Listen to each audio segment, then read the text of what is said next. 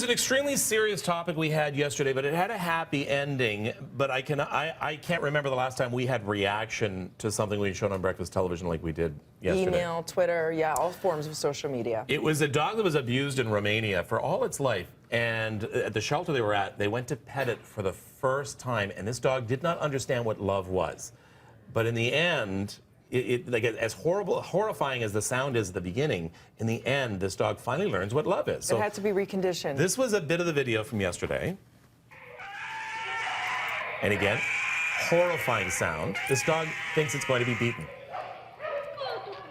And that was the gut-wrenching part. It was just hearing this poor dog yelping because it's used to having people hurt it. Yeah. And then all of a sudden, this dog becomes, well, a dog, and a puppy. Happy and loving. This is the same dog. And giving unconditional love back.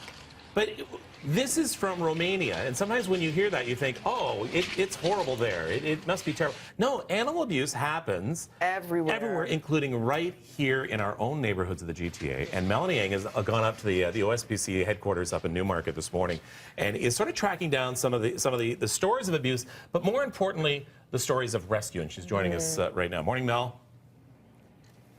Hi, good morning, Kev, Dina. Have a look. This is Niwa, and look at how calm he is right now. But it wasn't the case, right? It took about 5 years of rehabilitation by yourself, Rachel. Yes, Niwa was quite a project when I first adopted him. He had some behavioral issues.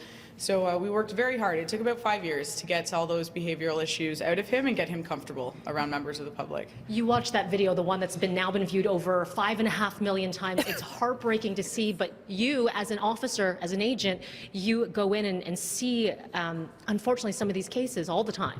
Yeah, unfortunately, you know, I'd like to say that that those cases didn't exist in our area, but unfortunately, I believe we're busier now than we ever have been. And yes, it's extremely heartbreaking. It pulls at the heartstrings. What does it take to rehab some of these animals? You know, it can vary.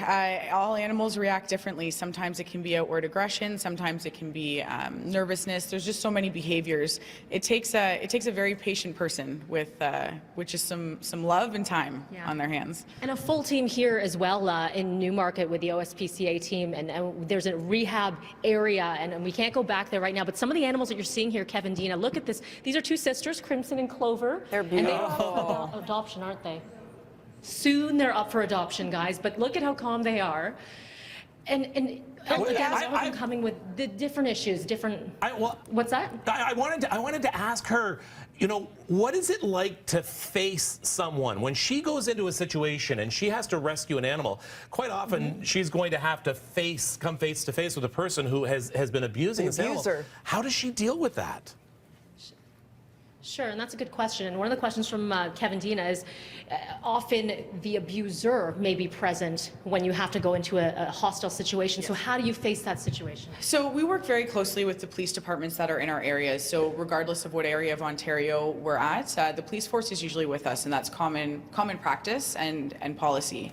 They keep us safe. They keep an eye on the occupant or the homeowner at the time, and we just deal with the situation as it comes. It can be very stressful on both ends, and of course, animals are a very sensitive issue, so it can be a very emotionally heightened situation. Also, Mel, very important is if you suspect any sort of cruelty, how should you report as a member of the public? So you've got 3 ways you can report. You can report online through our webpage. You can call 310 SPCA 24/7, and you can also remain anonymous by calling Crime Stoppers. Okay, great. Also, and Dina, Mel, you had a question? Yeah, for people at home, because I know yesterday there was outpouring of love and support. If they've never been a dog owner and they want to adopt one of these dogs that need love and rehabilitation, can anybody learn it? Is there people to help? Because you saw here with that gorgeous dog you have beside you, it took 5 years, so you need a lot of patience.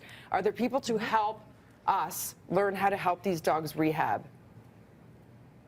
Very, very good question. I'm going to bring Alison Cross in here right now with the SPCA. There's kind of a matchmaker system here with the SPCA to make sure that you are trained properly and you meet the match, your family, and the specific case. So how does that work, Alison? It's called Meet Your Match, and it's kind of like eHarmony for dogs and cats. So you come in and fill out a questionnaire, and it gives the understanding of what you are looking for in a pet.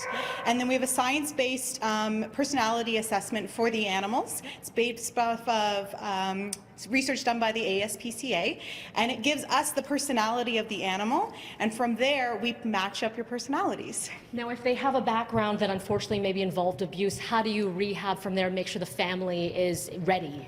Well, we're going to give you as much information about that animal as we know. The other is, while they're in rehabilitation with us, they're also doing as much training with the animal as possible. So by the time it gets to the point of adoption, we can tell you what we've done with them, how they've improved, and what we can continue to do to help improve that relationship. Lovely. Thank you very much. Allison, who do we have? That's Freddie, Mrs. Niwa, and Rachel. I love making it. so I like many Freddie. friends here, guys, Thanks, this Mel. morning. I love them all. Okay, I like them Mel, all. We'll talk to you in a bit. We have Mel, more animals and more Mel. stories. Mel, a little warning for you, okay? You already have a dog, Brian. Brian and a baby on You the got way. a baby on the way. Yes. Do not go home with a couple of other dogs from there. You can't do it. But you can But visit. look at how cute Hope I is know. around there. Hope needs a home in a little bit. All right, and Mel has more stories for us.